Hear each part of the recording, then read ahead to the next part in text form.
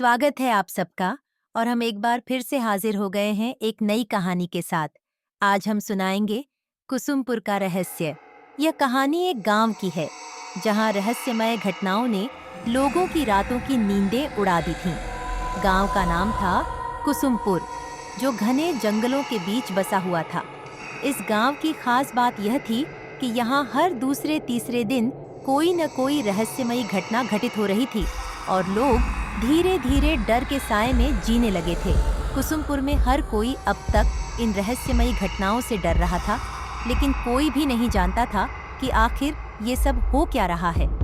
सबके मन में बस यही सवाल था कि इन घटनाओं के पीछे कौन है या क्या है। गांव के बुजुर्गों का मानना था कि ये सब किसी अदृश्य शक्ति का खेल है। गांव के दक्षिण दिशा में स्थित पुराना महल अब खंडहर में बदल चुका था और कई सालों से वीरान पड़ा था। लेकिन उसी महल के आसपास से हर बार अजीबोगरीब आवाजें सुनाई देती थीं। लोगों का कहना था कि वहां रात के समय कोई दिखाई नहीं देता, पर किसी की हलचल जरूर महसूस होती है। विनय नाम का एक युवक जो शहर से शोध करने के लिए गांव आया था, इन रहस्यमयी घटनाओं के बारे में सुनकर काफी उत्साहित हुआ। उसका मानना था कि इन घटनाओं के पीछे कोई वैज्ञानिक कारण हो सकता है और उसे इसे खोजने की चुनौती पसंद थी। वह गांव के सबसे बुजुर्ग व्यक्ति बाबा राम सिंह के पास गया, जो इन रहस्यों के बारे में काफी जानते थे। बाबा ने गंभीर स्वर में कहा, तुम्हें इन घटनाओं की सच्चाई जाननी है तो रात के वक्त उस खंडहर के पास जाना होगा। पर एक बात याद रखना, जो भी वहां गया है कभी वापस नहीं लौटा। वहां कुछ ऐसा है जिसे अब तक कोई नहीं समझ पाया। विनय ने अपने साहस को बटोरते हुए खंडहर में जाने का निश्चय किया। रात का समय चुना गया क्योंकि यही समय सबसे रहस्यमयी और भयावह माना जाता था। जैसे जैसे रात का अंधकार गहराता गया, विनय खंडहर की ओर बढ़ता गया।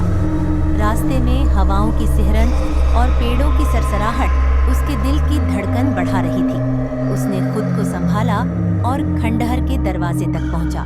खंडहर में प्रवेश करते ही उसने एक अजीब सी ठंडक महसूस की। चारों ओर सन्नाटा पसरा हुआ था, जैसे वहां कोई जीवन कभी रहा ही न हो। लेकिन तभी उसे दूर से किसी के कदमों की आवाज सुनाई दी। विनय ने अपनी टॉर्च जलाकर देखा, पर वहां कोई नहीं था। अचानक हवा में एक सर्द झोंका आया और उसके कानों में किसी के धीमे धीमे बोलने की आवाज आने लगी। विनय ने ध्यान से सुना तो वह समझ नहीं पाया कि आवाज कहां से आ रही है।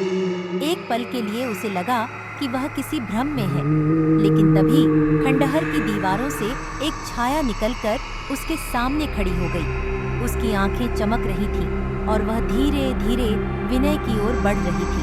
विनय का दिल जोर से धड़कने लगा।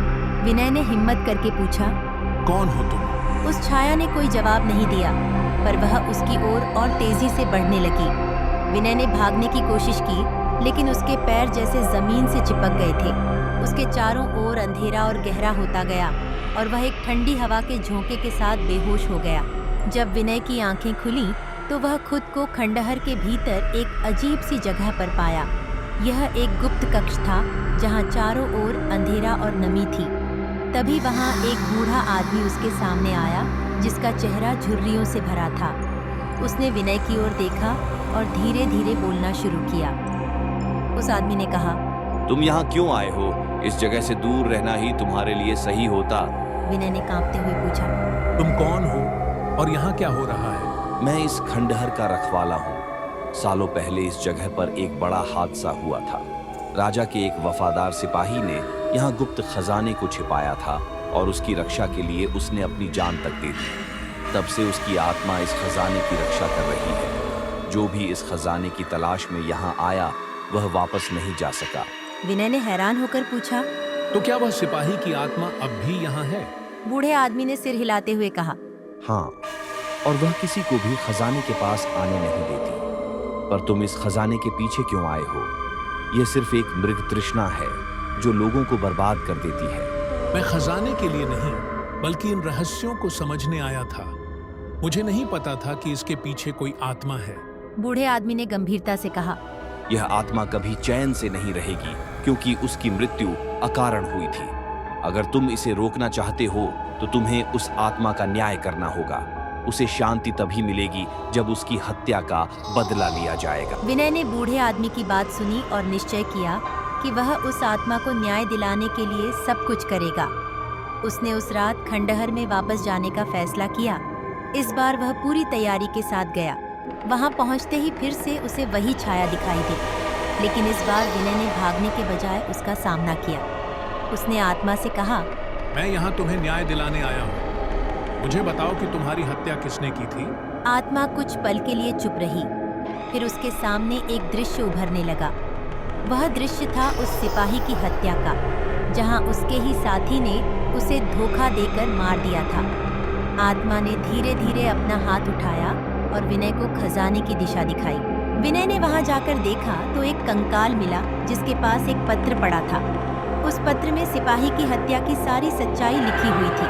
विनय ने वह पत्र गांव में लाकर सबके सामने पेश किया, जिससे सिपाही की हत्या की सच्चाई सामने आई।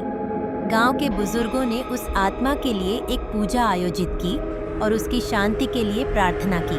उस दिन के बाद से गांव में कोई रहस्यमयी घटना नहीं हुई और विनय को इस बात का गर्व था कि उसने न केवल एक रहस्य सुलझाया बल्कि एक आत्मा को शांति भी दिलाई। कुसुमपुर के लोगों ने विनय को धन्यवाद दिया और खंडहर को हमेशा के लिए बंद कर दिया गया ताकि फिर कोई और वहां न जाए। विनय वापस शहर लौट गया, लेकिन उस गांव की रहस्यमयी रातें और घटनाएं उसकी यादों में हमेशा के लिए अंकित हो गईं। आज के लिए इतना ही। मिलते हैं अगली बार एक और नई कहानी के साथ।